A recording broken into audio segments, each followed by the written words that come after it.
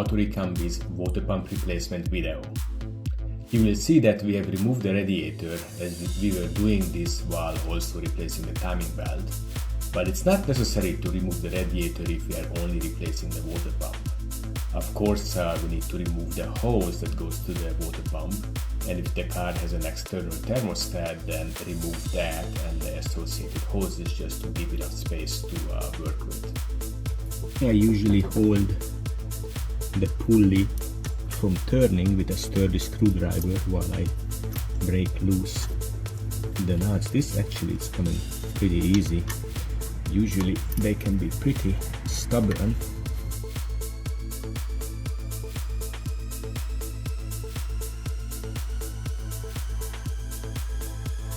Once the pulley is off, first remove the two 10mm nuts on the back side that hold the heater pipe to the water pump, and then the 4 bolts at the front. These are usually 10mm, but on 2-liter engines 2 of them have 13mm heads because they incorporate a stud for the timing belt shield.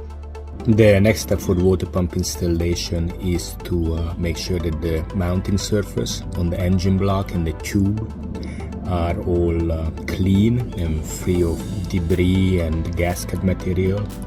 And while this looks kind of clean, it's best to use a razor blade to clean around it as well and remove any of the grime. Make sure it doesn't accidentally get under the gasket. Here's our GMB water pump, and they come with the water pump, the 2 studs and the gasket.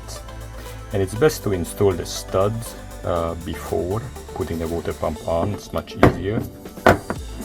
They go right here where the tube is installed. I like to add a drop of Loctite when putting it in, just to make sure that next time it's taken out the studs don't come out.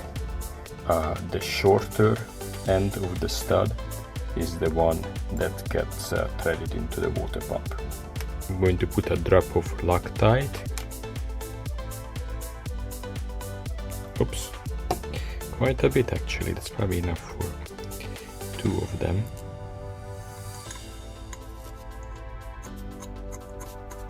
Just by hand till it hits the end.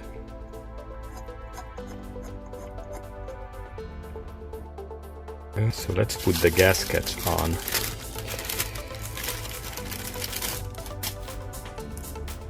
This is easy enough on this one, but on this gasket of course we have to make sure it's in the correct orientation, this way.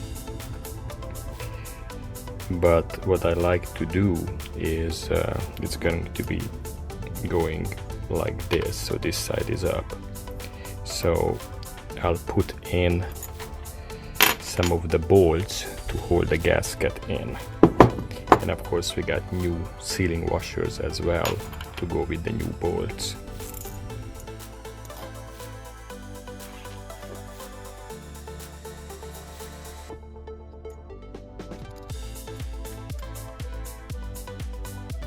There, and now it's ready to put on, and the gaskets are in place, and of course we have to make sure they don't fall off when we put this on.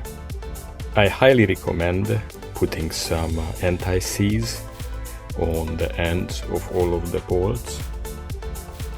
Doesn't need very much, but that way the next time we have to take it apart, it's not going to be seized in the block and end up breaking.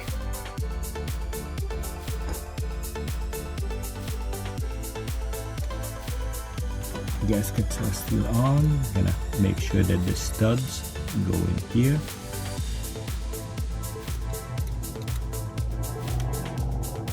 And of course the bolts go in the respective places.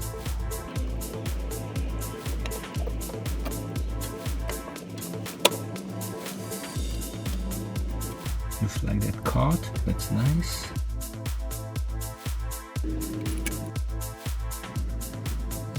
To feel where that is, I can't see it. There we go.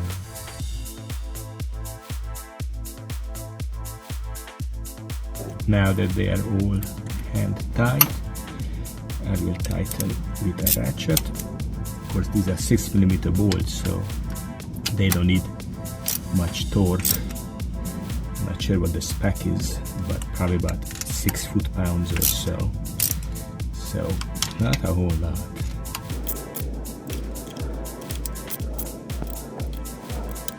Let's install the water pump pulley.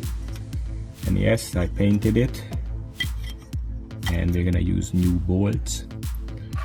And even these bolts, I like to put some Loctite on, because I've seen them come loose before, so it's not a terrible idea to just put a drop of Loctite.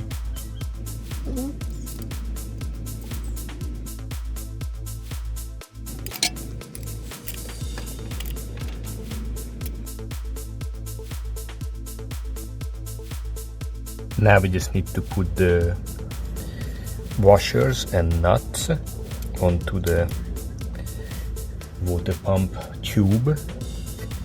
That's the heater tube that takes water to the heater core. Yes, I'm using all new nuts and washers.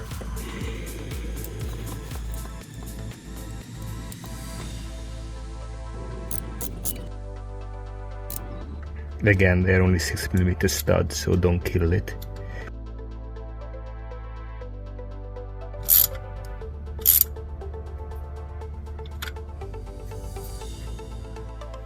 Once all the hoses are reconnected, please check out our video on how to bleed the cooling system.